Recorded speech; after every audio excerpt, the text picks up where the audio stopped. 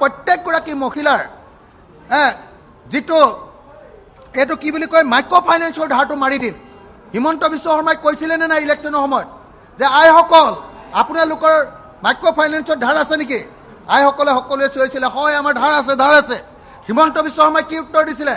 কৈছিলে আইসকল এতিয়াৰ পৰা ধাৰ মাৰিব নালাগে, এইবাৰ মই মুখ্যমন্ত্ৰী হ'ম আৰু এইবাৰ সকলো ধাৰ মৰাৰ দায়িত্ব হিমন্ত বিশ্ব শৰ্মাৰ। এনেকৈ বুলি গোটেই অসমত হুলস্থুল কৰি অসমৰ মহিলাবিলাকক ধাৰ মৰাটো বন্ধ কৰি দিছিলে। এতিয়া মই সুধিলোঁ যে অসমৰ মহিলাবিলাকৰ ধাৰ কিমান আছিলে? 12,500 কোটি টকা। অসমৰ মহিলাবিলাকৰ কিমান ধাৰ মাৰি দিলে? ধাৰ মাৰি দিলে 2,304.30 কোটি টকা। 12,500 কোটি টকা ধাৰৰ ভিতৰত অকল 2,304 কোটি 30 লাখ টকা ধাৰ মাৰি দিলে। অৰ্থাৎ 2,300 যদি মাৰি দিলে তেতিয়াহ'লে আমাৰ ধাৰ কিমান থাকিলে? 9,700 কোটি টকা। 9,700 কোটি টকা ধাৰ থাকিলে। অকল 2,000 কোটি টকা ধাৰ মাৰি দিলে আৰু তাৰ ফলস্বৰূপে এতিয়া কি হৈছে? গোটেই অসমৰ মহিলাবিলাকৰ ইমান দিন যে ধাৰ নেমাৰিলে এতিয়া সুদে মূলে, এইটো কি বুলি কয় সুদে মূলে গোটেইটোক একেলগতে লোৱাটো চক্ৰবৃদ্ধি হাৰ। চক্ৰবৃদ্ধি যিটো সুদ হৈ গ'ল, চক্ৰবৃদ্ধি সুদ হোৱাৰ কাৰণে মহিলাবিলাকৰ অৱস্থা বেয়া আৰু এতিয়া সম্পূৰ্ণৰূপে এইবাৰ আমাৰ অসমৰ মহিলাবিলাকৰ অৱস্থা ইমান বেয়া হ'ব যে বেংকৰ ধাৰটো নাপাবই।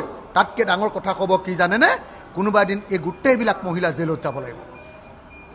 গোটেইবিলাক মহিলা হিমন্ত বিশ্ব শৰ্মাৰ কাৰণে মাইক্ৰ' ফাইনেন্সৰ ধাৰ মাৰি দিম বুলি কোৱাৰ কাৰণে আৰু এতিয়া নেমাৰি 12,500 কোটি টকা ধাৰৰ ভিতৰত মাত্ৰ 2,304.30 কোটি টকা ধাৰ মাৰি অসমৰ সকলো মহিলাকে সাংঘাতিক বিপদত পেলাই থৈ গ'ল হিমন্ত বিশ্ব শৰ্মা চৰকাৰে। প্ৰত্যেকগৰাকী মহিলাৰ যিটো এইটো কি বুলি কয় মাইক্ৰ' ফাইনেন্সৰ ধাৰটো মাৰি দিম। হিমন্ত বিশ্ব শৰ্মাই কৈছিলে নে নাই ইলেকশ্যনৰ সময়ত যে আইসকল আপোনালোকৰ মাইক্ৰ' ফাইনেন্সৰ ধাৰ আছে নেকি? আইসকলে সকলোৱে চিঞৰিছিলে হয় আমাৰ ধাৰ আছে। হিমন্ত বিশ্ব শৰ্মাই কি উত্তৰ দিছিলে?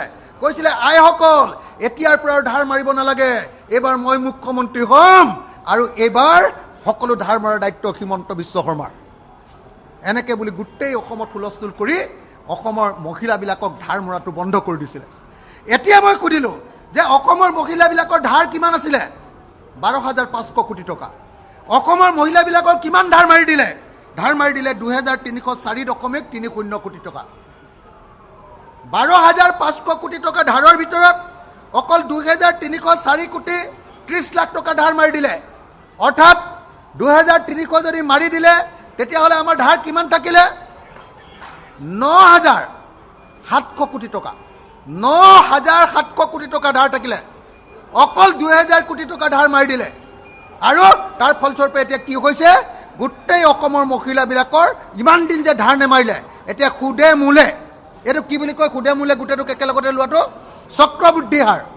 চক্ৰবৃদ্ধি যিটো সুদ হৈ গ'ল, চক্ৰবৃদ্ধি সুদ হোৱাৰ কাৰণে মহিলাবিলাকৰ অৱস্থা বেয়া আৰু এতিয়া সম্পূৰ্ণৰূপে এইবাৰ আমাৰ অসমৰ মহিলাবিলাকৰ অৱস্থা ইমান বেয়া হ'ব যে বেংকৰ ধাৰটো নাপাবই।